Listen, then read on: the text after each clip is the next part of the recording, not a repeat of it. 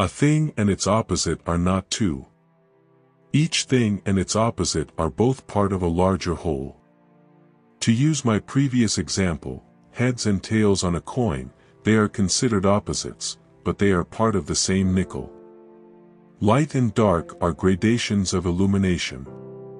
Up and down are both positions. One of the most important supposed opposites is beginning and end. This follows the same pattern. Beginning and end are simply integral parts of the same event. One of the convictions I have developed of late is that time itself is an illusion. What has convinced me of this is its seeming flexibility. If it were real, it would be immutable, but it is definitely not. We need mechanical or electronic devices to make it behave in a regular manner. Like everything else, time is all in one's own mind. It is a convenient convention, but it is not a real thing.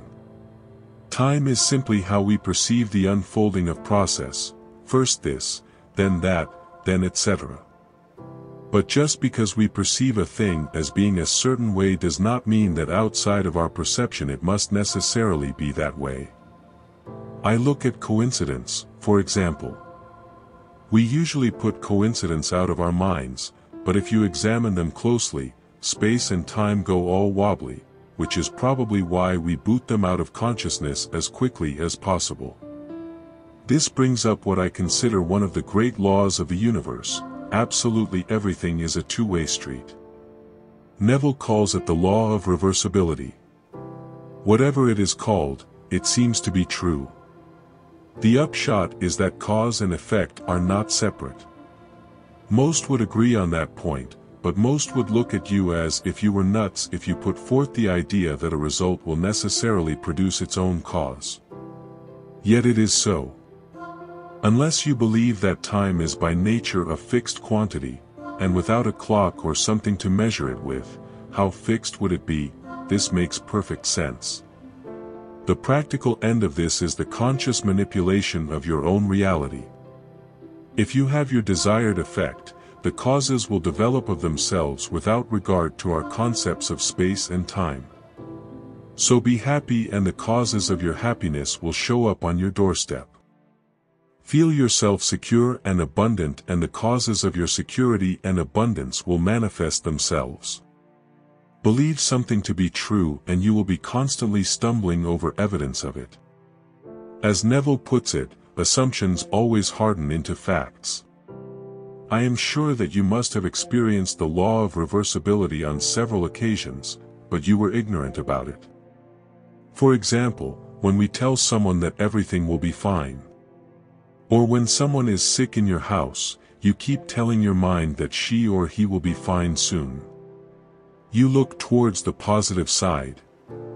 You do not leave any stone unturned in taking care of them. And as a result, the person gets better. Now imagine if you keep thinking about how you will handle the responsibility or what will happen if anything unexpected takes place. Would you be able to take good care of the sick person? No.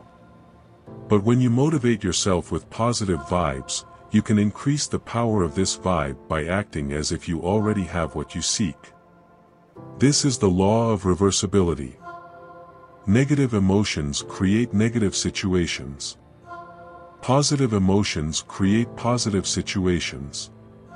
Good feeling equals to achievement. And achievement equals to good feeling. It is in our hands to choose where you want to start. There are a few elements that will contribute to this internal change. First is your breathing. We tend to breathe fast and short when we are anxious. So, do the opposite of this. Consciously breathe slow and deep, our normal pattern. It will automatically relax you. Second is our posture. Our posture plays a significant role in our physiological state.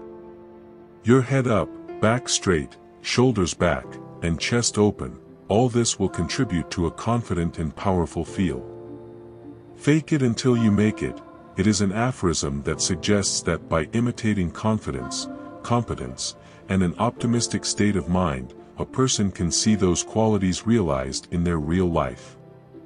Our brain is very smart, but it cannot differentiate between real and fake. So, let's discipline ourselves to show a good and strong picture to our brains and help us face any challenging situation. Remember this, law of reversibility is way more powerful than law of attraction. Our mind or emotional state is deeply affected by the situation we are in and the people we are surrounded with. When we are in a particular emotional state, we act accordingly.